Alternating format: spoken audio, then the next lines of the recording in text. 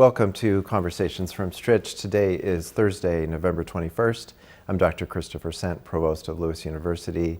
Dr. Livingston is traveling today, so I am joined by Abby Varkalis, a junior majoring in public relations and advertising, and I'm really pleased to be doing this with her today.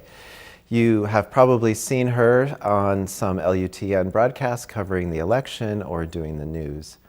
It's been a really fun week this week, even though it's really stormy right now. Walking over here today through a snowstorm was the first time, I think, this winter when we've had conditions like this. And so I hope everyone has been safe getting to campus and moving around the city today. On Tuesday, President Livingston and I and several other members of the Lewis staff helped to serve Thanksgiving dinner in Brown Dining Hall. It was super fun, and I'd like to thank everyone at Sodexo for this annual tradition that really honors our students with a great meal. It was really fun, and I always love doing this. We both do. This week's community hour featured DIY candle making, improv jam, and the annual benefit for the ministry giving tree. Looking forward to the weekend, I will be attending a fundraiser tomorrow night for the Illinois Legislative Latino Caucus Foundation, which honors and supports emerging Latina leaders across the state, and we certainly have many future leaders as students at both Lewis and St. Augustine. I'm looking forward to that fun night. So Abby, I wanted to just say hi. This is the first time we've done this together, and I'm really delighted to get to meet you and know you. Yeah, thank you so much. I just thought I'm just curious a little bit about, where are you from? So I'm from Lockport, Illinois, so about 10 minutes away from campus. Yes. Yeah, so I've been there for 15 years now, and I love it, and it's great, and I'm right by campus too, which is awesome, and I can just easily commute, which is great. And my understanding is that you're a transfer student, so a junior? Yes, yeah, I transferred from St. Ambrose University, and this is my first semester here, so it's been really great, and my sister's here too, so I'm loving it. It's been great. Great. Your sister's a senior? She's graduating next month, so wow. I'll be there. I'll be taking videos of her commencement and everything, so I'm really excited. That's great. I'm sure you're, I don't know anything about your family, but I'm sure the members of your family, your parents, I presume, are happy that you're closer. Oh yeah, especially my mom. Oh my gosh, when I came home too, she was like, oh, this is great. And because, we would call all the time when I was away and everything. And they love that we're home, and we're home for dinners and home for family events too. So it's been fun. And you're, what's your major? So I'm a public relations and advertising major, and then I'm minoring in digital marketing. Okay, public relations, advertising, digital marketing, and you're getting experience doing broadcasting as part of this. Yes, I am. Communications major, I guess, is the overall umbrella, right? So that's wonderful. So really great to meet you, and looking forward to doing this. Thank you so much. So a little bit of news to get things started. Congratulations to Dr. Jamil Mustafa, professor of English Studies, who presented a paper on November 15th in Chicago at the 2024 Conference of the Midwest Modern Language Association. His paper was called Mental Illness and as Vampirism, Martin, the Transfiguration, and Reinfeld's Syndrome. We've had Dr. Mustafa on the show before as a guest, and that is his area of study, and it's so fascinating. Congratulations to Dr. James Talon, Associate Professor of History, who presented a paper on October 26th at Northwestern University in Evanston at the 2024 Conference of the Ottoman and Turkish Studies Association, paper called Revolution, Reform, and Nationalism in the Albanian Provinces of the Late Ottoman Empire.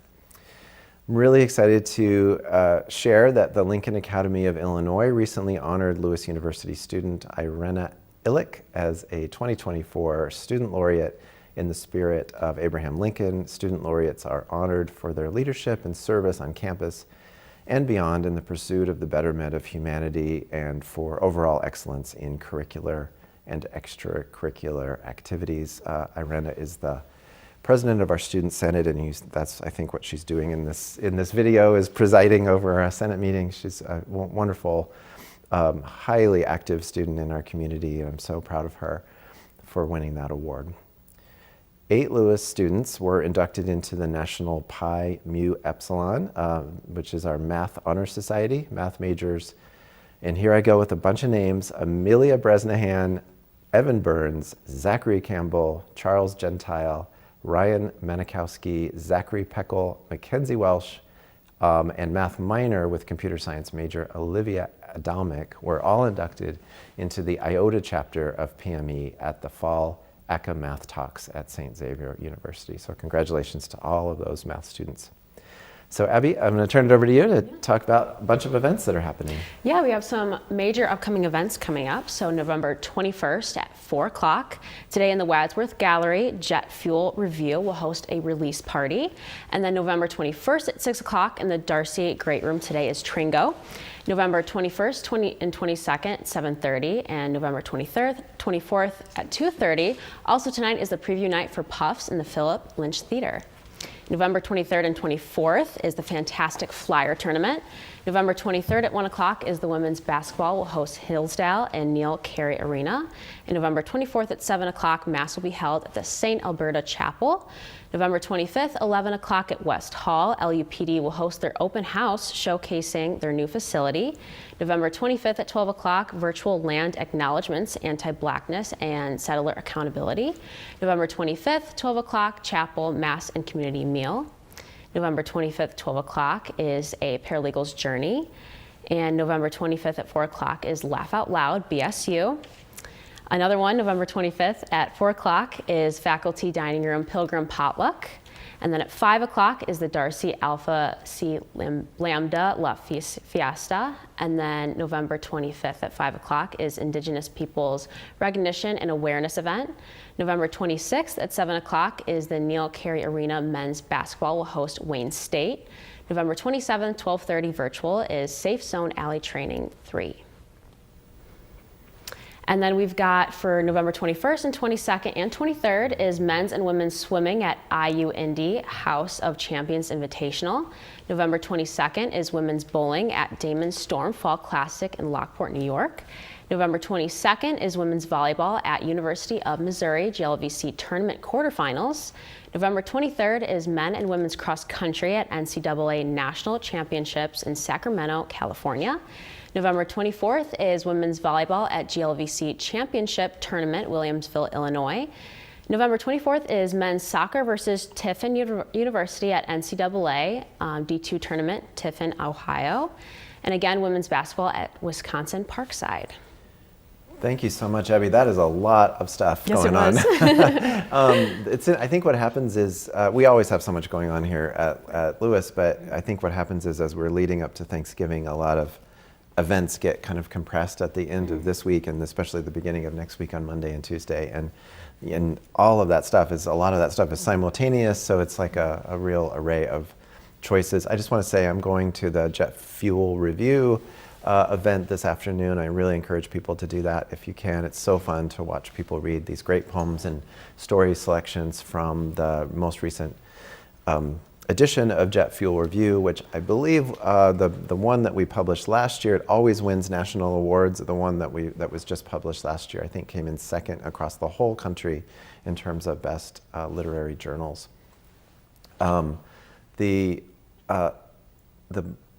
So much stuff is going on in sports, and I just want to really emphasize how amazing our sports teams are doing. And it's always that time of year when we're ending seasons and ending fall seasons and beginning winter seasons. But the men's soccer team is in the NCAA tournament this weekend, so we really wish them our best wishes. And the women's volleyball is competing in the GLVC tournament, as Abby said, and they're just great honors, and both of those teams have great heart, and I wish them the best over the weekend. And if you're on campus this weekend, I encourage you to go and watch the women's basketball team play, which I always love to watch.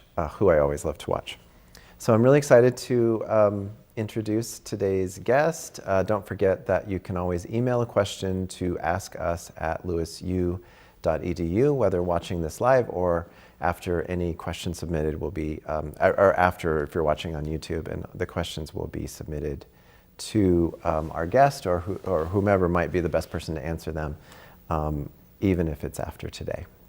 So joining us today is Dr. Ryan Butt, who has served as the Dean of the College of Business since 2017. Since his arrival at Lewis, he's been instrumental in leading the college to achieve specialized accreditations for all of the business programs and to supporting enhancements to the student experience through the expansion and engagement of student clubs and activities. And he has many other accomplishments in addition to that. He's also been very active in learning about and promoting Lewis's Lasallian tradition. And he joins us today in part to talk about some initiatives he is leading within our international Lasallian network. So Ryan, very strong welcome. Thanks for coming, and it's great to be with you here today. Well, thank you. I'm glad to be here with you today.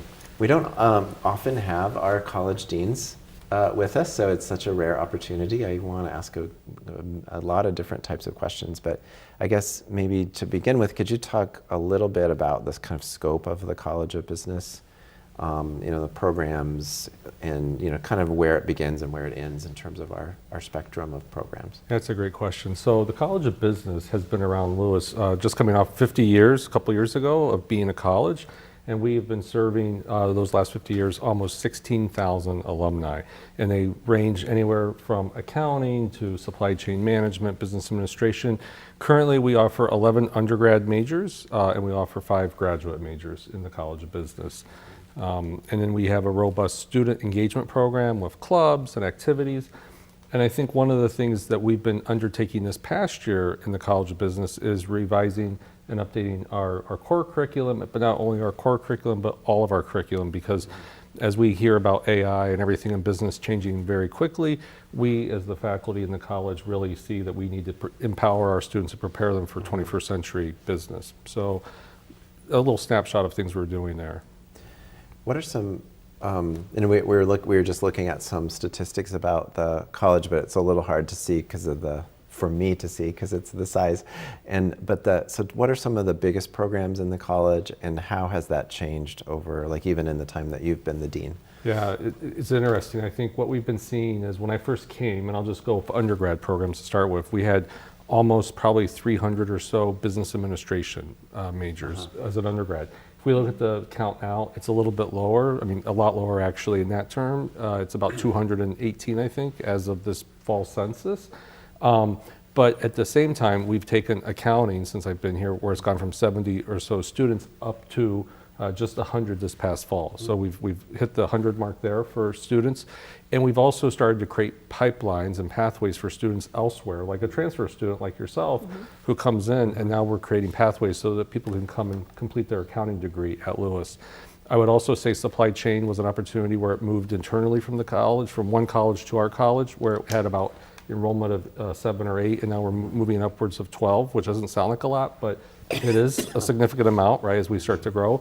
And then business analytics did not exist as an undergrad major 4 years ago, and now we have almost 40 students as that. So where we've seen a decline maybe in general business administration, students are coming and pursuing more specialized degrees.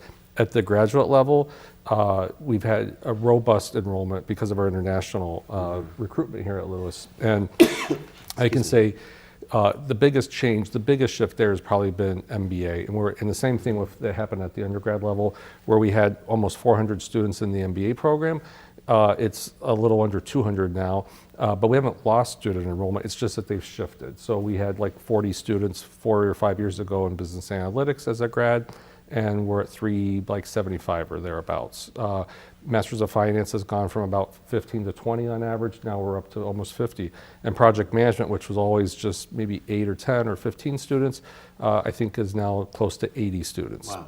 So phenomenal growth in both areas. Interesting. Really? Yeah. I think people may be not know how a program becomes into existence. How do you know that something is needed as a dean? You said you started the business analytics, both graduate and undergraduate, but how do you and the faculty learn about the way that business is evolving and what the new jobs are? It's a great question. I think, and I'll answer it in 2 ways, because I think there's 2 pathways that we approach this. And I'll go with the first one, which is our curriculum. And so we have a business advisory board. We also have a student advisory board. And so we are constantly engaging those individuals and asking, are we educating future business leaders the way that you need them. And the thing that we've heard consistently over the past several years is, yes, we want someone who can do accounting, but we also want someone who can be a communicator like yourself, right? And so we really are now starting to put more of an emphasis on the communication piece and also on having more flexibility in their disciplines. And that's even industry. Even the accounting industry is looking at the CPA exam, and they're thinking about maybe getting rid of those 30 extra credit hours, saying that's really not serving a purpose right now, it's just creating a bar of entry. But then for a new major, again, hearing from what industry is saying, I think we have a good pulse on what the community needs, and I'll just use the example that we're looking at a construction management degree. Right. And so we have been connecting with the Hispanic Association of Industry and Construction Managers, where they've been talking to us and saying, yes, this is such a needed program. And they've actually helped inform us about certain types of courses they would want. And I think also the trends in how students want courses delivered, like where we've historically have always delivered in-person courses, 95%, we're starting to see a shift to online asynchronous because people's lives are changing. And so it's designing a new program, but also we look at, we have a lot of data services the university provides us, Right. and we look at metrics to say how many people are graduating, what are the job outlook, what's the job forecast look like, and I think that's a critical piece for us. It's not like the next 2 years, it's like, do we see this growing? Right. So it's not easy to start a new program, but we do a lot of research before we get there. And we pride ourselves at Lewis so much on our mission to educate students both in the liberal arts tradition, but in preparation for professions and having a meaningful professional life. And so I really appreciate, the way you described, being attentive to what employers want, and also combining that with what we know is our responsibility as a university to prepare students as citizens and as, people who are rounded individuals. But also, I always say at job fairs, like, we want our students to be really effective on the first day of the job, and then also on the 10th year of the job to be able to continue to grow and adapt because of the breadth. And so I really appreciate all of that. You did mention how students have like a major involvement in, involving the program and everything. Do they have a major say in, how it grows in the program and everything itself? Yeah, that's a really great question. I don't want to say because I'm being recorded, and the students might say like, hey, wait a minute, that's not accurate. But it really is accurate in the sense that through the student clubs, they can communicate with us. And a good example is like the accounting club. We had 0 accounting students in a club because we had no club several years ago. It's probably close to 60 students. And those students actually have a say because they're actually telling us what they need, like they need career services. And so the university was responsive for that. And not only for accounting, but we had an alum who donated graciously a 5-year amount of money to get us to elevate our job recruitment efforts, right? And so I'm really happy to say that we have, like, every year now for the last couple of years, we've had a networking event for firms. And so we had like 17 firms this last year that came to campus recruiting our students. And so they have a say there. They also, I think, they have a say in the sense that our students weren't prepared for the finance world. They were academically, but they didn't have the resources. And so Brian and Mary Durkin, both alums of the College of Business, this past year donated funds to create a finance lab. And so now we have a finance lab, and now we have Refinitiv. And so the students are going to be engaged in that software and that database so that when they get out in the industry, they're not behind the curveball or left behind with other colleges. They're going to have the same skill sets, or if not more, to be prepared for their careers. Wow. One thing that occurs to me, Abby, is that your major is really close to business. Like, there's a marketing department in the College of Business that does digital marketing, and then what you're doing is the communications side, and they really almost touch each other in terms of what the content is. And I think that's really interesting. And I know there's a lot of collaboration between, I don't know if you've experienced it yet, but I know for sure. there's Definitely. a lot of collaboration between those two departments. Especially my classes and everything too. There's a lot of people from business majors and comm majors, and usually we're all together all the time. Yeah. Yeah. So it's really cool how it all kind of connects. Maybe one more question about the college. You just kind of started talking about it a second ago, but I mentioned in the intro that that you've done a lot of work to help student clubs grow, and could you give some more examples of that? Or Yeah, so I can say that, recently we had a lecture several years ago, the Kevin Speece lecture, and the speaker said in conversation to me before, said, do you have a lot of women in the college and there's no club for them? And I'm like, no, there isn't a club. And so long story short, she just recently endowed the club. And it's actually the fastest growing club at Lewis, according to the flyer. And it's called? The Cheryl Lynn Murr Women in Business Club. And so there's over 200 members of that club. And it's been really great because now, several years ago, I had several of the deans that retired and moved on, kept saying, like, we really need something for women, like in our disciplines, to help empower them, because no one teaches them how to negotiate a salary or how to, advance their career in the corporate world. And so I think this actually gives our women students a voice now and an opportunity to be in a safe environment, learn some skills and traits to be successful. The accounting club's another example where they've got the career fair, but also 6 students just came back 2 weeks ago from the IMA conference. And another club that, I won't say it's a club per se, but another thing is like the Lasallian Social Impact Case Competition, which we'll talk about. Yeah. That just was born out of like conversations, and that's actually getting students on a global stage to compete, with a social impact case competition. So I think with the clubs, the one thing we've been really striving for is to make it meaningful and make it enriching for them so that they actually are getting to experience real life opportunities and not just coming together for pizza and conversation. We want that. That's part of our mission as an association, but also connecting them with leaders in industry, connecting them with the skills that they need. And then also everyone has confidence at Lewis. Every student does, no matter where you're at in your station in life. But I think what we do really well here is we empower students to feel confident that they have confidence, and to see that they see themselves in the speakers that we bring to campus. The guest speakers are largely alums, and we want to tout that because we have, not only in the College of Business, but in all our colleges, we have very successful alumni. Actually, I remember seeing at the club fair this, last couple of months, I remember seeing women in business, and I thought it was awesome because there were so many people there. There were so many people that attended the booth and everything, and I was included, but I thought it was really cool. It's a big showing. And you don't have to be a business major to be in the Women in Business Club, I presume. You don't have to be a major in business, and you don't have to be a woman. You can be a male. There are males that have joined. Interesting. So, okay. Yep. Wonderful. So I think we'll transition a little bit and talk about what I was advertising before that we wanted to talk about today. So in general, we at Lewis, we talk a lot about Lewis as an international university. We belong to this Lasallian network of 64 universities across the world, and we often collaborate with those universities through online means or through travel, through student exchanges. We have students from our Lasallian international universities come to Lewis and vice versa. We have faculty who travel to do research in other countries connected to this network.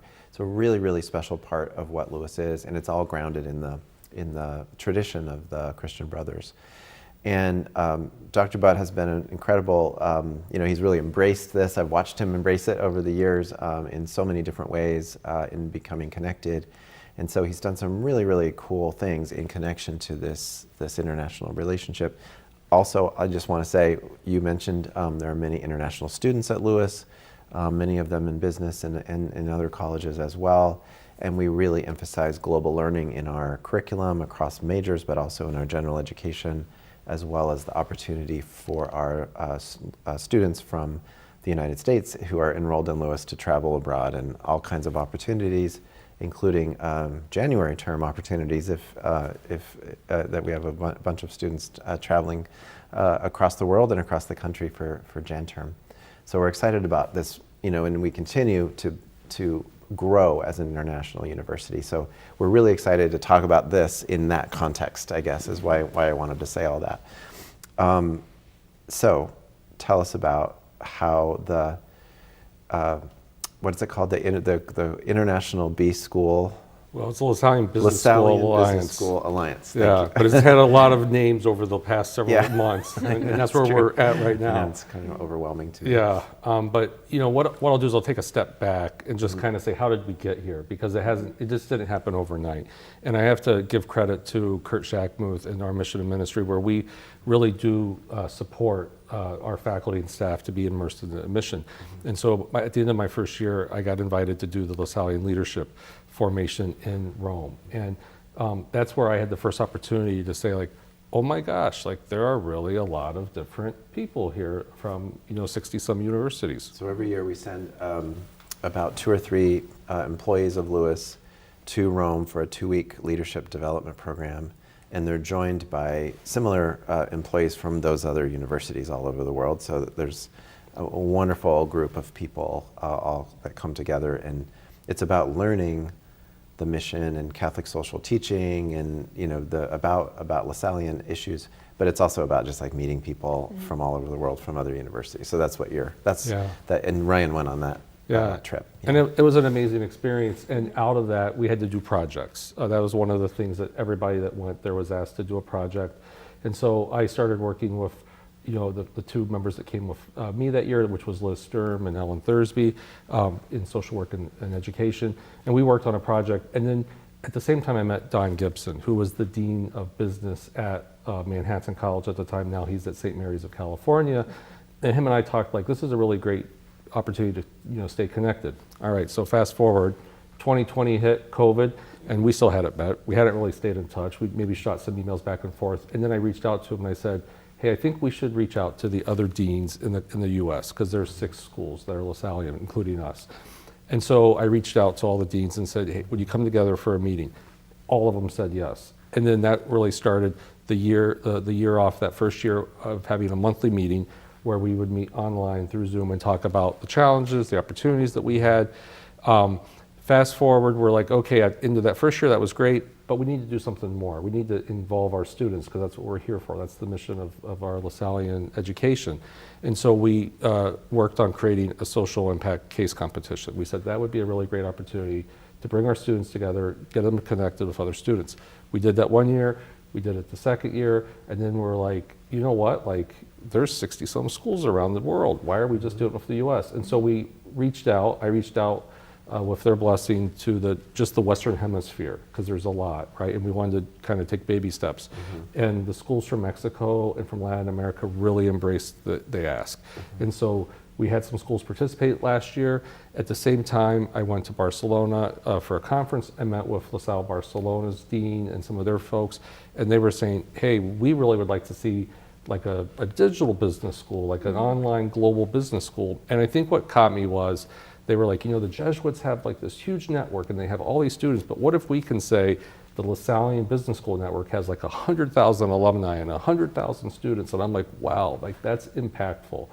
And so I created a survey. I had one of our students, a Lasallian exchange student from Brazil, who was working in the dean's office. Blessed that she worked there, because she spoke Spanish and Portuguese.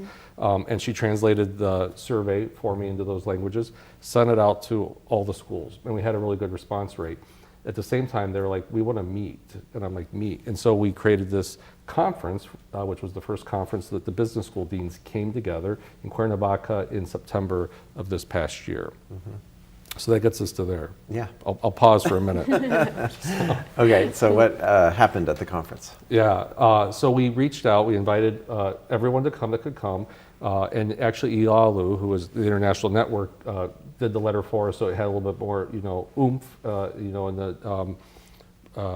and so we ended up getting 24 schools that participated, almost 50 people attended. You attended, Dr. Sent, I attended, Mike Progress, who's the assistant dean, attended, representing Lewis. And we came out of there with some directives. And what we realized is a couple things, that we all have the same mission. We all want the best for our students. We all want our students to be more globally connected. And so at the end of the day, what we did was we said we need to do a declaration. And so we created a mission statement, we created a vision statement, and then we had this declaration that everyone signed saying that we want to go forward and create some kind of alliance. And I can tell you post fact, like I just got an email today from the 4 schools in Brazil, and they're like, we didn't get to sign this document. When can we sign the next version? Oh, because they weren't there. They weren't there. Yeah, three of them were there, one wasn't. And they're like, we want to sign. And they gave me a whole list of people. So, and it's actually been like that since we met in September. And so we created a couple of different things. One was like, we need to create an alliance network. And like, that's like, how do we partake and connect with one another and share resources and leverage our expertise with one another. Another one is creating, and this had a lot of interest, is the course delivery. Because we have an opportunity, and I'll just use this as an example, like in Bogota, in Colombia, their school offers a doctorate in business administration, and they have a focus on accounting. And we really would like to encourage our students to pursue a path of higher ed, as a faculty member. And so that would be an opportunity where our school or other schools could partner and send students there, and vice versa. And so we've got that as an initiative, the whole course sharing, program sharing. Then we have the social impact case competition, which is giving us the student competition. And so like we want to solve these big problems. And then the final piece is like these missions. Like we have some expertise or some areas that we think we could focus on. In Colombia, it's the Ruta del Café. In Mexico, it's logistics or supply chain, and that kind of leverages us with supply chain at Lewis, right? And so I think what our goal is now is we've signed a declaration. We submitted it to Brother. I forgot his name right now. Me too. I can't think of his name, but I know his face, and but The leader of the international the leader, network. yeah. As well as Diana and Carlos, and so they're presenting it, and Dr. Livingston will be there in the Philippines in December, where they're going to present this alliance proposal declaration, and we hopefully get their blessing from the ALU board to actually, give us the green light to go ahead. And the first step will be using the low-hanging fruit, which is the social impact case competition, where we had I think about 8-9 schools last year participate. We're probably on par to have 20 schools participate, all the way from the Philippines to Spain to Mexico. And so we're really excited about that. And then the next stage will be creating this alliance, because we need to have some kind of structure similar to how EALU has a structure, so that we actually do come together, maybe every 3 years in person, but we have these monthly meetings from Zoom. We'll continue on, but we actually start to see some fruits of our labor. You mentioned online and Zoom. Is that easier to do now because of COVID? Is that like an easier process in like the classes you were mentioning as well in the program? Yeah, definitely easier. I remember Don Gibson, him and I were talking about COVID, and we thought there was all these challenges, but the opportunity created for us. And a good example, he's in New York, or it was in New York at the time. He couldn't get Wall Street people to come up to the Bronx to lecture, right? But he could get them on Zoom. And so it opened up new avenues. And we've had a lot of our faculty get to have Zooms with people that we may not have been able to invite to campus, just because they don't want to drive from the Loop, for the hour out and hour back. I think the opportunity of Zoom with our international partners allowed us to have conversations, because emails are great, but I got a lot of them and I don't respond to them all on time. But with the Zoom, it was kind of like real time, and we got to talk to people and we got to see their faces. And I think the other challenge that's a blessing is the language, right? So there's this Spanish and English are the two dominant languages, and being on Zoom and trying to talk with our colleagues, and trying to get across our vision and our ideas and our challenges, seeing that they share the same experience that we have, right? And I think we just had we meet the second Friday of every month, so we just met last 2 Fridays ago. The excitement of you see their faces, and it's this is great, and we're just having talk, and we're talking about personal things too, because someone got married and this and that. So it's this community. Especially after spending time together in person. Correct, yeah, spending time in person was key, because then we built even more relationship, because it's not just being in the meetings, it's going to the cafe afterwards, having a drink and talking, right? And I think that really solidified the bond that we had, and I think the drive that we want to see this become a reality. And I think the goal is, we're a good test pilot. If this works for the business schools, yeah, we'd like to do it in other colleges. Correct. Yeah. One other aspect of that great question is that our faculty did get a lot better at teaching online because of COVID, or during, through the COVID process. So that's true for all of these universities all over the world. So the ability to have a really great online course that a student in Bogota or Mexico City or Manila can take, taught by a Lewis University faculty member, and vice versa, is much higher now than it was before. There's just almost every professor is really good at it now because of what they've had to learn over the last few years. So it just really broadens the opportunity. Yeah, definitely. So maybe so this sounds like a lot of work, listening to you talk about it. It's over many years of work, and I recognize that everyone's happy. I'm happy. I was there. It was really amazing. But maybe it might be good to just talk a little bit about why it's beneficial. You know, like if you're a Lewis student or a prospective Lewis student, like how is this going to impact your life? For sure. You know, I think that the biggest piece that I share is that it's going to give us more opportunity for our students. And I'll just use like a Master's of Finance as an example. Like we offer a Master's of Science in Finance, and we offer so many courses. But our courses are designed a little bit around the faculty expertise, right? And so we don't have a lot of courses we could offer, but St. Mary's in California has a Master's of Science in Finance. Manhattan has one. And so we're able to offer our students now, come to Lewis, get an MSF, and you know, these extra courses you're going to have, you have a broader scope. Like, you know, maybe you want to go into investments, or maybe you want to go into not a brokerage, but you want to go into corporate finance. So we can give you tracks, and we become an expert, let's say, on investments, on securities, because we have the Chicago Board of Trade. Same with maybe Manhattan does that. California can focus on something different. And so it allows us to optimize and be more efficient with what we offer, but give students more choice. Another example is just, we may not be able to offer a DBA at this point, but Which is what? a Doctor of Business Administration.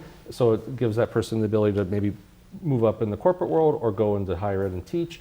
But we can give them a master's, we can create courses, and we can create linkages so that they have that opportunity.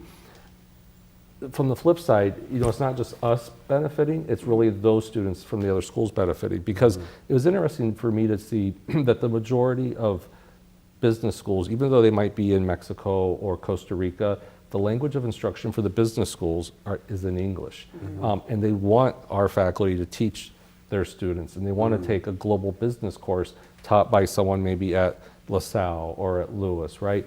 Or Christian Brothers U, because they want to enrich that experience. And I think that's the other piece I look at is with sport management now at Lewis, we're partnering with business analytics, we're partnering with Barcelona.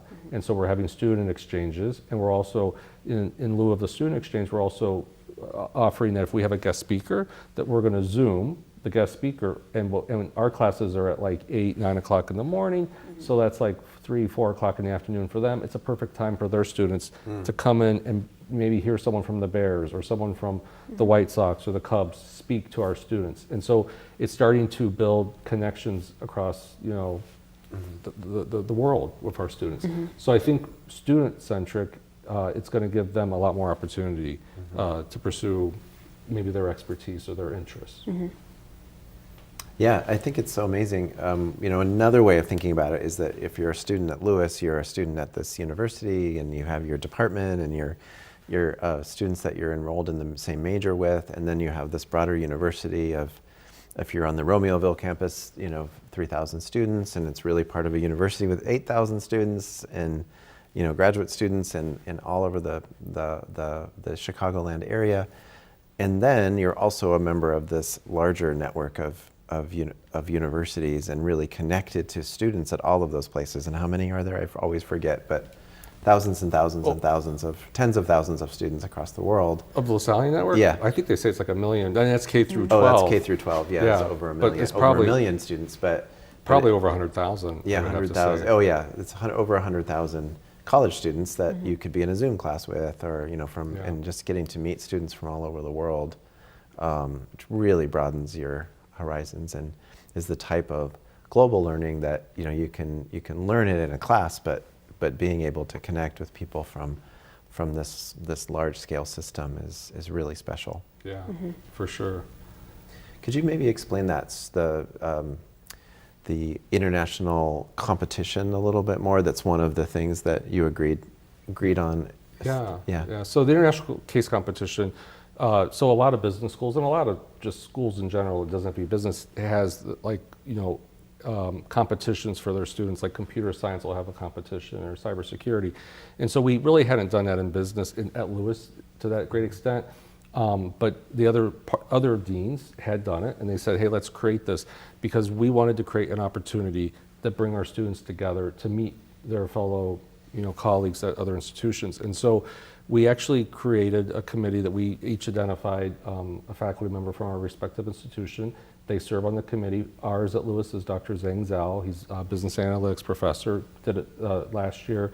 The previous 2 years, it was Dr. Elizabeth Belgio who did it, and both of them have been great partners in it. And so what we do is they work on recruiting a team that we do through a class, and so the class competes. It's a strategy class, and they have different teams, and those teams compete to be the chosen team for Lewis. And then the chosen team for Lewis gets to compete on the global stage with the other Lasallian schools. And so this year, because we're going to have at least 20 teams, we think we're going to have to do 2 rounds. So we'll do one Friday, and then we'll have the final round the second Friday. Is that it started like around, I think, 9 o'clock in the morning, because we have time zones we're working with, and it goes to about 3 in the afternoon. But we actually have a competition where they are having a case, and a case is usually like a Harvard Business Review case study. Like last year was Theranos, the blood sampling thing. And so the case study gives you this problem, gives you some background, and then you as the students are supposed to solve it with a solution. And so our students, had practiced, had worked with Zhang, had come through multiple solutions, multiple renditions, and then they present to the judges. And they have about, I think it was 20 minutes to present. And then there was 10 minutes of Q&A that the judges could ask any question. So it's kind of like you're on the hot seat and you have to be able to compete. And then we had a guest speaker. We've had guest speakers the last 2 years where they get to kind of talk about the case study. We had the person who actually wrote the case study from Harvard actually was our guest speaker, which was great. And he spoke to his thoughts about it and why he did it. And then the judges shared who won, first, second, and third place. And then just yesterday, I talked to Zhang, and we give a trophy out every year, and the school gets to keep it. But we're going to create something new this year because we have this global connection now. I think you might be familiar with the Stanley Cup, that you put a little thing on there, and you get to move it around. Yeah. And we said we're going to do the same for us. We're going to create a different trophy. And put the last winners for the last 3 years on there. But this year, the new winner will get it, and then we'll ship it. How big is this trophy? Well, it won't be as big as the Stanley Cup, but I was thinking of because we have to postage. ship it. That's so cool. Yeah. So then, how many people are going to compete in? How many colleges or groups of students are going to compete in it this year? Yeah, so teams are of 4 to 5 students per team. That's the limit. We had I think 8 or 9 last year that competed. This year we're looking at maybe 20 teams because we had 24 schools represented just at the conference. Most all of them have said yes, but there's some others, and we could have more compete. It will be in English, we think, because that's just the language of instruction that's easier that everyone speaks. But it's challenging, though, I'm sure. Totally challenging because it limits the students from the other schools. Right. So we are talking about, that's something that the committee's deciding is like, do we want to let them speak in the language of comfort, and we just have judges that are bilingual, which might be an easier way to go about it too. Go ahead. No, Sorry. you please go ahead. Can any student participate in this? Do they have to be a major? Like, do they have to be in the College of Business, or can they be like a comm major like me? All these tough questions, but no, here's where we're at now is I think we'd like to get to a point where it is any student, because we made a point, it was business ethics the first year. And then we said, no, it's great. There are a lot of business ethics, but what are we as Lasallians want to do? We want to do social impact. And so I think in the grander vision, and the College of Business very much embraces this, is that we want to be more interdisciplinary. So I think that's something that, this is just the first year of all the schools, right? I think we need to come together as a community to kind of work with Zhang and the others to say, how do we have students from communication or from nursing? Yeah. Because the case studies, like Theranos was like science, and biology and chemistry. Right. So it sounds fun. I'd love to participate and join and experience that. It also really emphasizes what we were talking about before, which is that communication skills are a huge part of being a business, being in business. And this is sort of, there's content knowledge that's part of the competition, but it's also the ability to speak on the spot and respond to questions and be adaptive is also highly valuable in this. Yeah, it's really cool. Really great thing for our students to do and to be a part, and I assume it's on Zoom or some other kind of platform like that. It's on Zoom this year. I think down the road, one time we'd like to have it in person, but Yeah. that's That'd be great. years down the road. I think the language thing is really interesting. I don't know if you've studied other languages, but I feel like the travel, being part of traveling globally or internationally is a realization not only that there are there are borders and other cultures and all kinds of things that you learn when you travel, but also that you really get that sense of, I don't speak the language that everyone else speaks in this country. It's like it's really hard to deeply understand that unless you're there. And I know that there are AI, and then so that's part of it. Is like I hope this emphasizes how useful it is to be bilingual and to be able to shift, and a recognition that often the English-speaking cultures are asking Spanish-speaking cultures to speak English, and in this example. But then another whole flip side of that is that AI is really helpful nowadays in terms of really rapid, accurate translations, which may help may help people speak in their native language and have it be easily translated for a judge to read. And I don't know if you all have talked about that yet, but that's an interesting dimension going forward. Yeah. Any other questions for Dr. Butt? I mean, besides just Chat GPT and the AI and everything, do you think that is going to be used in these competitions? Is that something that they've talked about before, or? That's a good question. I would say they might be able to use it to help prepare themselves for it, but it's kind of like they're in a table, they have cameras on them, there's no screens, there's nothing that they can have in front of them.